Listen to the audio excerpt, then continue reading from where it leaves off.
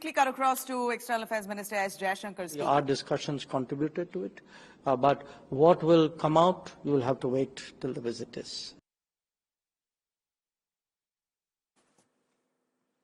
All right, so we're going to try and find out exactly the agenda of this meet. The two leaders have met in total 16 times since Modi became the Prime Minister, but not since Russia invaded Ukraine. So this is indeed important in that sense. Prime Minister Modi, again, in his third term, this is his first time.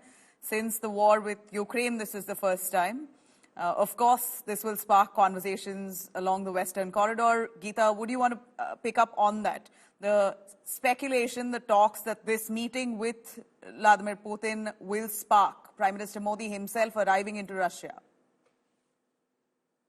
To make that the leaders have not met is because most of the multilateral fora that Prime Minister Modi attended, Putin did not attend.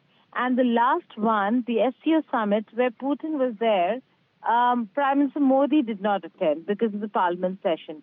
And therefore, there has been this gap, but that gap has nothing to reflect on whether if India and Russia are absolutely engaged or not, because they've had more conversations over the phone than any of the other leaders. So they have been in contact, in touch, regularly talking about the situation that either side is dealing with. And Prime Minister Modi and Russian President Vladimir Putin now meeting for the first time since the war is going to be a significant meeting. Also a significant visit by Prime Minister Modi. The fact that he chose Russia, that Russia is the first country he's gone to after Italy, to engage bilaterally, to engage a country bilaterally. So it is a very important visit, and strategic defense cooperation, trade, economics, all aspects are going to be looked into. Critical areas between the two sides are also going to be weighed into by the leaders in terms of reviewing the relationship. But then again, this is at a time that the two leaders are meeting when there is a war that Russia is confronted with. And for Russia, India is important because India is that unique country which has ties with the West and yet is allowed to, or does, continue to engage Russia.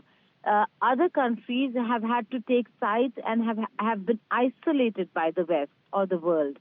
Any other country that has engaged Russia stands in isolation, stands against the West. But the West has not isolated or not treated India as a pariah in itself is an achievement of India and shows India's standing today and how important India has become. And so Prime Minister Narendra Modi going there is only emphasizing that right now, Russia and India are important partners. Russia stood by India through very difficult times.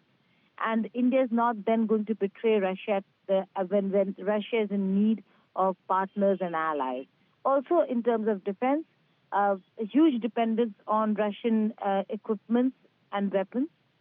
And therefore, there is going to be this cooperation that will continue between the two sides.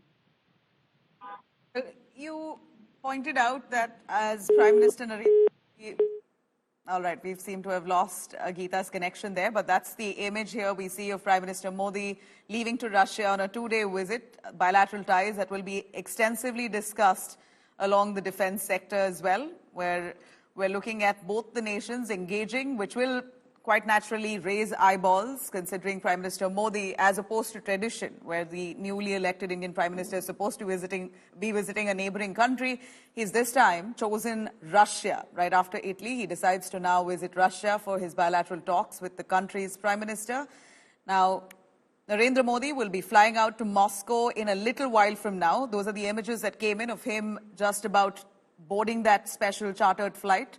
This is Prime Minister Modi's first visit to Russia right after the Russia-Ukraine war began.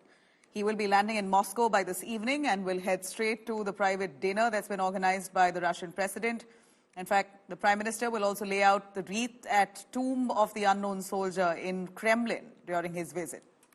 The meeting is said to be quite a significant one as it focuses on strengthening bilateral ties between the two nations, Both leaders will be discussing global security.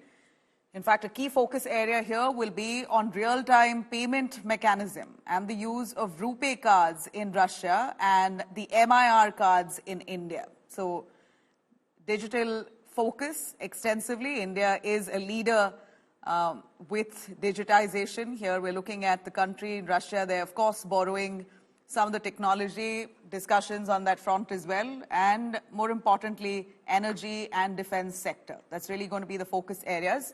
This will be very interesting to see what the Western corridor has to say with Prime Minister Modi physically arriving into Russia in a little while from now for his two-day bilateral meet with Russia.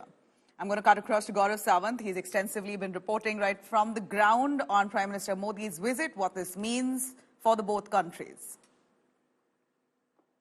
Right behind me is the tomb of the unknown soldier here at the Kremlin in Moscow, Russia. The tomb of the unknown soldier. Those who made the supreme sacrifice of their lives fighting and stalling the advance of the German army in the Second World War between 1941 and 45 here. In fact, the legend is that the Russians had pulled back to an extent but stalled the German army right on the outskirts of Moscow, barely 41 kilometers away from Leningrad. And this is where a large number of Russian soldiers made the supreme sacrifice of their lives. What it says here is soul-stirring. Your name unknown, your deed immortal. In fact, when a couple gets married here in Moscow and in several parts of Russia, they actually come here to pay their respects, to pay homage to the unknown soldier.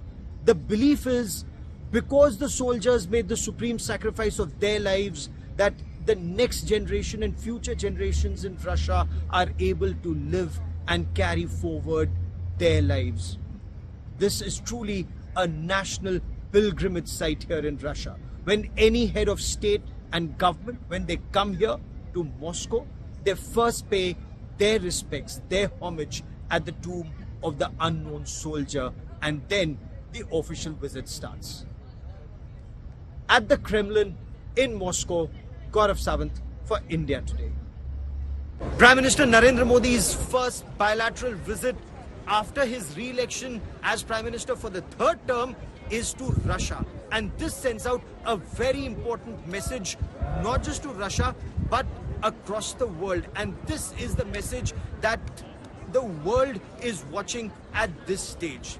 It's a shot in the arm for Russia, and President Putin is rolling out the red carpet for Prime Minister Narendra Modi. Extensive interaction, extensive engagement, whether it's on oil, defense cooperation, reviewing the entire gamut of relationship, or sorting out the issues that are there, whether it's rupee-ruble trade or people-to-people contact, or to take the economy forward, engagement on the economic front. All of these will be discussed, all of these will be on the table with an aim of finding a solution to some of these problems. The trade imbalance, $60 billion worth of exports from Russia to India, just about $5 to $6 billion worth of export from India to Russia. So that's one major imbalance that India seeks to address in this scenario at a time when Indian businesses are slightly hesitant to invest in Russia given the sanctions regime that the West has imposed. So this relationship is not just about